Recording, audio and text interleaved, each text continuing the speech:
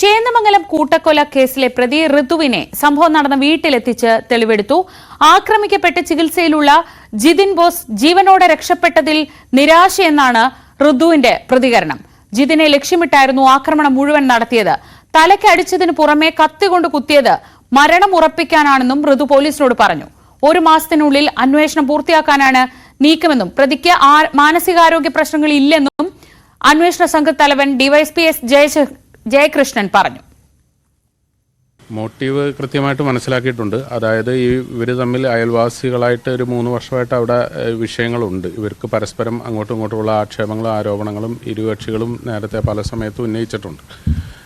അതിൻ്റെ ഭാഗമായിട്ടുണ്ടായ ശത്രുതയാണ്. അത് പലതരത്തിൽ ഇങ്ങനെ ഓരോ സമയത്തുണ്ടായിട്ടുണ്ട്. അപ്പോൾ അത് കാരണമാണ് മനസ്സിലായിട്ടുള്ളത്. അവർ അങ്ങോട്ടും ഇങ്ങോട്ടുമുള്ള ആക്ഷേപങ്ങളും ആരോപണങ്ങളും ഉന്നയിച്ചിരുന്നതായിട്ട് നമുക്ക് മനസ്സിലായിട്ടുണ്ട്. അതിൻ്റെ ഭാഗമായിട്ടുണ്ടായ സംഭവമാണ് എന്നാണ് മനസ്സിലായിട്ടുള്ളത്.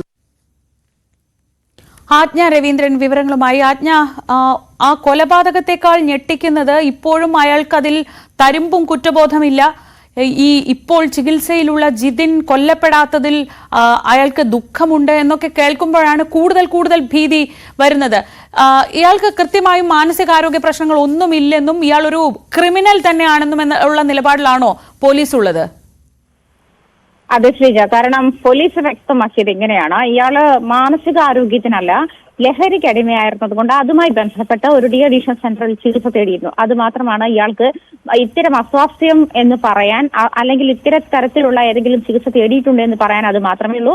അല്ലാതെ ഇയാൾക്ക് മാനസികാരോഗ്യ പ്രശ്നങ്ങളൊന്നുമില്ല. നിലവിൽ 3 കൊലപാതകം നടത്തിയ ആളെന്നുള്ള നിലയിൽ ഇത്തരത്തിലുള്ള കൗൺസിലിങ്ങും കളൊക്കെ നടന്നു കഴിഞ്ഞു. ഇത്തരത്തിലുള്ള തരത്തിൽ മാനസികാരോഗ്യ പ്രശ്നങ്ങളുണ്ടോ എന്ന് ഐഡന്റിഫൈ ചെയ്യാനുള്ള, റെക്കഗ്നൈസ് ചെയ്യാനുള്ള പരിശോധനകൾ നടന്നു കഴിഞ്ഞു. പ്രതി പൂർണ്ണമായും അന്വേഷണത്തോട് സഹകരിക്കുന്നു എന്ന് തന്നെയാണ് പോലീസ് അറിയിച്ചത്. പക്ഷേ ഈ പറഞ്ഞതുപോലെ മാനസികാരോഗ്യ പ്രശ്നം കൊണ്ട്, അല്ലെങ്കിൽ അതിന്മേലുണ്ടായ അതിന്റെ ഒരു പീക്ക് സ്റ്റേജിലൊന്നും ഈ 3 പേരെയും തല്ലി അടിച്ചു കൊന്ന സാഹചര്യമല്ല ഉണ്ടായത്. ഇത് 3 വർഷമായി ഇവർ 2 കുടുംബങ്ങളും തമ്മിൽ 3 വർഷമായി റിഫ്റ്റുകൾ നിലനിൽക്കുന്നുണ്ട്. അത്തരം വൈരാഗ്യം തനിക്കുണ്ട് എന്ന് ഋതു സുഹൃത്തുക്കളോട് പറഞ്ഞിരുന്നതായും മൊഴി ലഭിച്ചിട്ടുണ്ട്. ഇത് നിരന്തരമായിട്ട് ഇവർ തമ്മിൽ പരസ്പരം ആക്ഷേപം ഉന്നയിക്കുകയും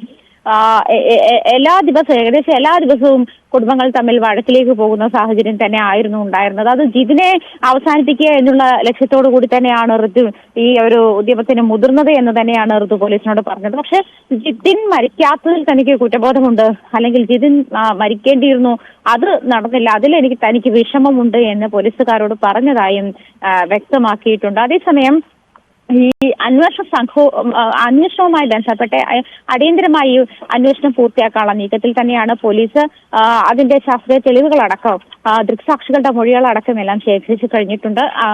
മാത്രമല്ല, ഈ 1 മാസത്തിനുള്ളിൽ അന്വേഷണം പൂർത്തിയാക്കണം, കുറ്റപത്രം സമർപ്പിക്കണം എന്ന് അടിയന്തരമായി ഈ കാര്യത്തിൽ നീക്കുപോക്ക് ഉണ്ടാകണം എന്ന് തന്നെയാണ് നിർദ്ദേശം. അതുകൊണ്ട് തന്നെ വളരെ വേഗം ഈ കേസിൽ കുറ്റപത്രം സമർപ്പിക്കുന്ന സാഹചര്യത്തിലേക്ക് പോകുമെന്ന് തന്നെയാണ് അന്വേഷണ തലവൻ ഡിവൈഎസ്പി എസ് ജയകൃഷ്ണൻ നമ്മളോട് പറഞ്ഞത്. അങ്ങനെയാണ് നാളെ കസ്റ്റഡി കാലാവധി അവസാനിക്കുകയാണ്. അതുകൊണ്ട് തുടർ കസ്റ്റഡിക്ക് സാഹചര്യമില്ല, അല്ലെങ്കിൽ അതിന്റെ ആവശ്യമില്ല. നിലവിൽ ഋതുവുമായുള്ള തെളിവെടുപ്പ് നടന്നു കഴിഞ്ഞു. ഇന്ന് രാവിലെ ചേന്നമംഗലത്തെ കൂട്ടക്കൊലപാതകം നടന്ന വീട്ടിലെത്തിച്ച് തെളിവെടുപ്പ് നടത്തിയിട്ടുണ്ട്.